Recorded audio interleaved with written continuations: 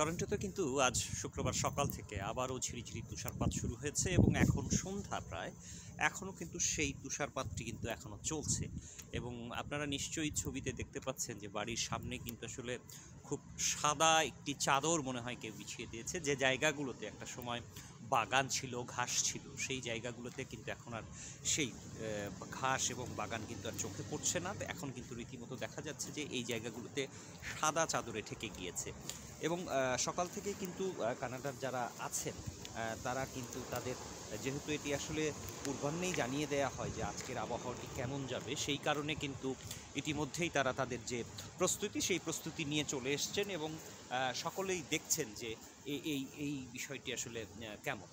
এবং একটি বিষয় জানিয়ে রাখা দরকার যে এই তুষারপাতের যে খবরাখবর, এটি কিন্তু আগাম আবহাওয়ার যে তথ্যাদি যে জায়গাগুলোতে দেওয়া হয় সেই জায়গাগুলোতে কিন্তু থাকে এবং সেখান থেকেই এখানকার মানুষ এগুলো জানতে পারেন এবং সেই মোতাবেক তারা আসলে নিজেদের ব্যবস্থা নিয়ে বের হন। এবং আজকে সকাল থেকে যে পরিমাণ তুষার পড়েছে এবং একটি বিষয় যেটি যে আসলে সড়কের উপর যে তুষারগুলো পড়ে আসলে এটি কিন্তু এখানকার সিটিতে যারা আছেন সিটি কিন্তু খুব দ্রুত সেগুলোকে ক্লিন করে দেয়, কারণ না হলে আসলে যানবাহন চলাচল বন্ধ হয়ে যাবে, যে কারণে এটি তারা দ্রুততার সঙ্গে আসলে কাজটি সম্পন্ন করেন এবং সেই কারণে চলাচল এখন পর্যন্ত কিন্তু স্বাভাবিক রয়েছে। তবে মানুষজনের চলাচল কিন্তু খানিকটা কম। কারণটা হচ্ছে যে এই তুষারপাতের কারণে ঠান্ডার যে প্রকোপতা সেটা কিন্তু ব্যাপকভাবে বৃদ্ধি পেয়েছে এবং সে কারণেই আসলে এই মানুষের যে চলাচল, যাদের খুব প্রয়োজন তারা ছাড়া কেউ কিন্তু আসলে এই মুহূর্তে ঘর থেকে বের হচ্ছেন না এবং এই আপনারা নিশ্চয়ই দেখতে পাচ্ছেন যে বৃষ্টির মতো কিন্তু আসলে এই তুষারপাত চলছে।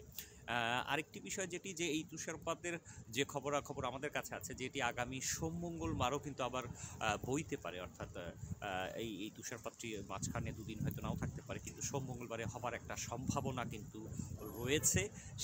সেই মোতাবেক যারা আগামী সোম-মঙ্গলবারে যে জায়গাগুলোতে যাবার চিন্তাভাবনা করছেন, আপনাদের অবশ্যই প্রয়োজনীয় যে সামগ্রীগুলো আছে সেগুলো সঙ্গে নেবেন, কারণ নইলে আপনি এই তুষারপাতের কারণে কোথাও আটকা পড়তে পারেন এবং নিজেদের সমস্যা তৈরি হতে। এবং একটি বিষয় বারবার বলে রাখা প্রয়োজন যে তুষারপাতের কারণে কিন্তু আসলে যারা হেঁটে চলাচল করেন তাদের কিন্তু খুবই সাবধানী হতে হবে, কারণ এটি কোথাও কোথাও এত বেশি পিচ্ছিল হয়ে যায় যে পড়ে যাওয়ার একটি সম্ভাবনা থেকে যায়।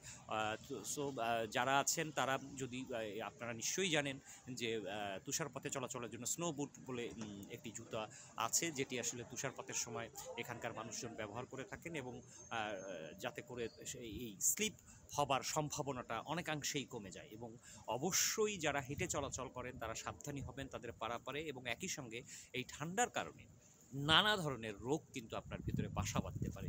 সেই ক্ষেত্রে যেটি আমরা যতটা জানি যে ফ্লু শট নামে একটি টিকা আছে বা ভ্যাকসিন আছে, যেটি আসলে শুরুতেই আসলে দিয়ে নেওয়া উচিত। এখনও যারা এই ফ্লু শটটি দেননি তারা কিন্তু খুব দ্রুত এই ফ্লু শটটি দেবার ব্যবস্থা নেবেন, যাতে করে নিজে সুস্থ থাকতে পারেন এবং আপনি সুস্থ থাকলে আপনার পাশের মানুষটিও সুস্থ থাকবে। অর্থাৎ কোনো কারণে যদি আপনার এই ফ্লু দ্বারা আপনি আক্রান্ত হয়ে যান এবং আপনারা চারপাশে যারা থাকবে তারাও কিন্তু সেটিতে আক্রান্ত হওয়ার একটি সম্ভাবনা তৈরি হয়। তাই নিজে সুস্থ থাকার পাশাপাশি অন্যকে সুস্থ রাখার জন্য আসলে এখানকার যে নিয়মকানুন বা এখানকার যে চিকিৎসা ব্যবস্থা সেটির শরণাপন্ন হতে হবে এবং ফ্লু শটগুলো কিন্তু নিতে হবে। তো যে কারণে যারা এখনও ফ্লু শটটি নেননি দ্রুত আপনার যে চিকিৎসক আছেন যার কাছে আপনি প্রতিনিয়ত চিকিৎসা নিয়ে থাকেন তাদের মাধ্যমেই আপনারা এই ফ্লু শটগুলো নিতে পারবেন। এবং এটি কিন্তু আসলে সকলের জন্যই, আমরা যতটা জানি যেটি আসলে ফ্রি দেওয়া হয়। সেক্ষেত্রে আপনারা যারা আছেন তারা এই ফ্লু শটটি অবশ্যই নেবেন। এবং আরেকটি বিষয় যেটি যে এই যেদিন আসলে স্নো পড়ে বা তুষারপাত হয় সেদিন কিন্তু আসলে পাবলিক ট্রান্সপোর্ট যেটি আছে সেটির কিন্তু আসলে বেশ খানিকটা চলাচল কিছুটা হলেও একটু ডিলে হয়। ডিলে হবার কারণে কিন্তু আপনার যাতায়াতের যে সময় ধরে আপনি বের হবেন সেই সময়ে কিন্তু আসলে বের হওয়াটা মানে পৌঁছনোটা অনেক সময় একটু কষ্টকর হয়ে যায়। সেক্ষেত্রে হাতে বেশি সময় নিয়ে বের হবেন, যাতে করে ট্রান্সপোর্টের যদি ডিলেও হয় আপনি যেন আপনার জায়গাগুলোতে সঠিকভাবে পৌঁছতে পারেন।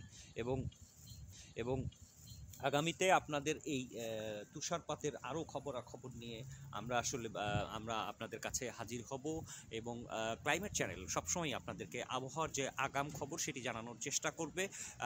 আমরা চাই যে বিশেষ করে যারা নতুন এই কানাডায় এসছেন, অভিবাসী হয়েছেন, বাংলাদেশি সহ অন্যান্য দেশের মানুষ যারা আছেন, তারা খুব সহজে নিজেদেরকে এই কানাডার আবহাওয়ার সঙ্গে মানিয়ে নিতে বা অভ্যস্ত হতে যতটা তথ্য দিয়ে আপনাদেরকে সহযোগিতা করা যায় সেটির দিকে আমাদের নিশ্চয়ই ক্লাইমেট চ্যানেলের খেয়াল থাকবে। Masud Parvez, climate channel, ড্যানফোর্ড, Toronto.